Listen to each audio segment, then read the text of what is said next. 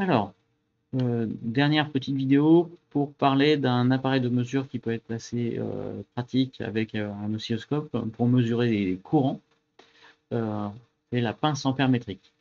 Donc c'est un appareil qui est non intrusif, qui délivre un signal de type tension proportionnel au courant qui va le traverser.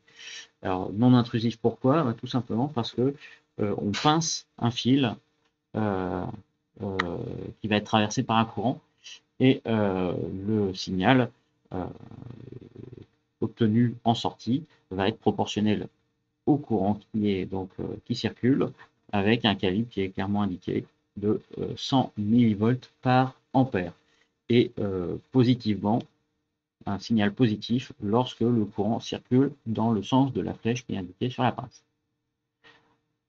Donc le principe de fonctionnement, je ne vais pas rentrer dans les détails euh, compliqués, mais le principe c'est que quand on fait passer un courant dans un fil électrique, euh, ça donne naissance à un champ magnétique. En fait, une aiguille de boussole à proximité euh, d'un fil traversé par un courant va être déviée à cause de ce courant.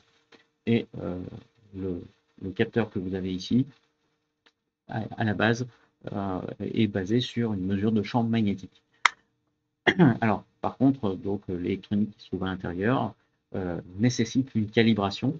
Euh, on a tendance à observer un offset euh, avec ce genre d'appareil. Lorsqu'aucun courant ne circule, on a un signal non nul qui est présent en sortie de la sonde.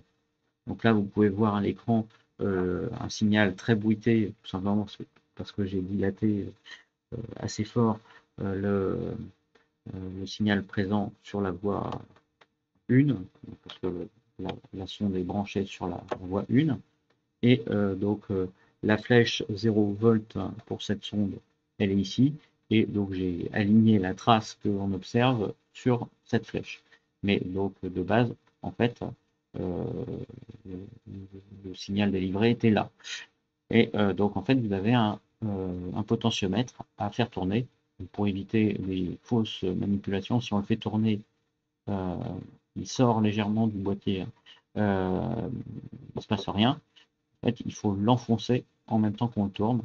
Et donc là, on est capable de régler le zéro de manière à ce qu'il donne vraiment 0 volt pour 0 ampère. Bien évidemment, s'il n'y a aucun fil qui passe au travers de cette mâchoire, il n'y a aucun champ magnétique généré, et donc il n'y a vraiment pas de courant. Et donc, une fois que ça c'est fait, je viens placer la sonde autour d'un fil qui va être traversé par un courant. Donc là, pour l'instant, le GBF était avec une amplitude nulle, mais donc là, je vais augmenter l'amplitude. Donc on a un signal qui est assez bruité.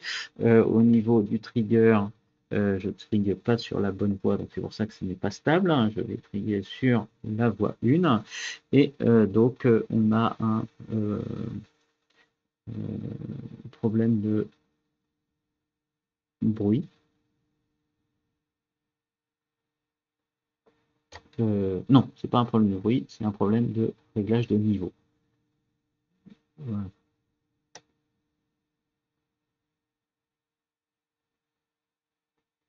Et donc ici, j'ai activé un filtre qui va rejeter les bruits haute fréquence pour avoir un signal à peu près stable. Donc là, le signal est assez faible, hein. On est à 50 millivolts par division. Et donc ça fait une amplitude qui n'atteint même pas les 150 millivolts. Donc on est à quand même 1,5 ampères. Euh, mais c'est de toute façon des amplitudes assez faibles. Euh, déjà, bon, des appareils de ce genre-là, il en existe de différents calibres pour mesurer des courants plus ou moins forts. Mais sur le principe, donc c'est quelque chose qui est très pratique, d'autant plus que si on a besoin d'une sensibilité plus forte, plutôt que de faire passer le fil une seule fois, on peut faire plusieurs tours et augmenter de ce fait la sensibilité. Si je fais passer le fil deux fois, je vais mesurer deux fois le courant. qui circulent dans le fil. Et en faisant passer plusieurs fils de manière générale, on va faire une somme algébrique des courants qui circulent dans tous les fils. C'est typiquement ce que l'on rencontre dans les installations électriques domestiques. C'est une fonction qu'on appelle différentielle, qui sert à faire des surveillances pour la protection des personnes dans les installations électriques domestiques. Voilà, c'est tout pour cette vidéo.